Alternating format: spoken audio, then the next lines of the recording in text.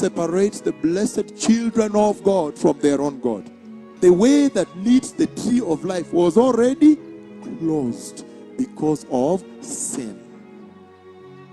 Genesis chapter 3 verse 24.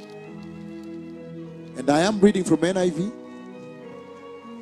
After he drove the men out, he placed on the east side of the Garden of Eden cherubim of glory and a flaming sword flashing back and forth to guard the way to the tree of life. If I were you and I meet where it's written, the way to the tree of life, I would underline that.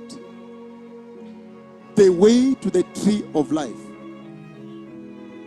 There is a way that leads to the tree of life. He put cherubim of glory to guard the way to the tree of life. Look at the kind of glory and heaven and eternity God had brought down here. You can now see what sin can do. The consequences of sin. The cost of sin. Because in his first blueprint, in the blueprint of creation, there was no death factored in. Hatukuwa na kifo ndani ya hilo hisabu, in that calculus. When he created man, he did not put in death in that equation. If man was to walk with him, obedient, obeying him, loving him, righteous, holy, there would be no death, no sadness, no mortuaries, no disease, no sickness. How powerful! And God is powerful. He can stretch the earth to accommodate all, as many. His powers are infinite. Hallelujah.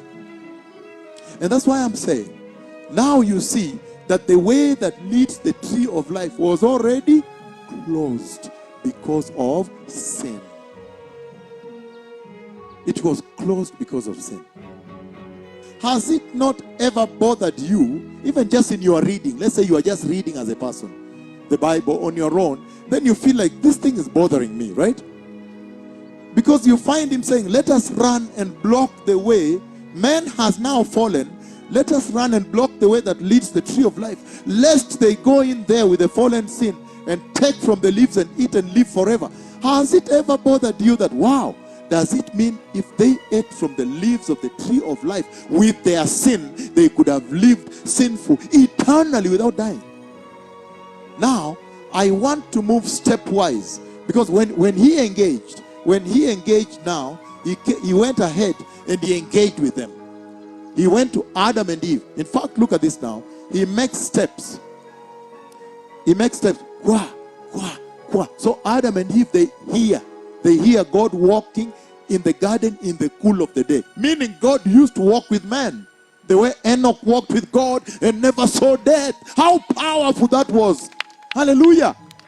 We would be walking with God and never see death. These things of disease, cancer, what would not be here. There will be no evil. Nobody, you would not fear that someone going to steal what of you. You would leave everything there. He goes to them and he asks, Adam, where are you? God that sees everything everywhere, omnipresent, he is now asking as though he seeth not.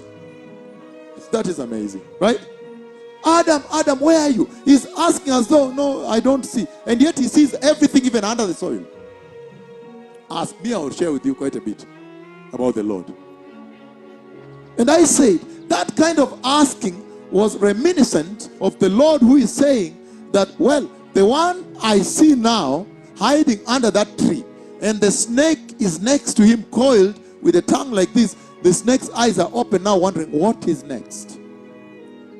He said, that one is not my son.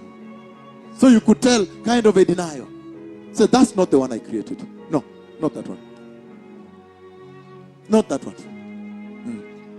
I'm looking for my own son, the one I love so much. So much, so much. And gave him, in fact, I devolved power, devolution. He's asking as though he cannot see, and yet he could see exactly where they're hiding. Adam, where are you? They says, oh, I heard you walking in the garden and ran away. A fellowship that was so close, walking together, has now turned into fleeing, fear, terror. I feared him, I ran away. Oh, sin is bad. Sin is bad, beloved people. Separates you from God.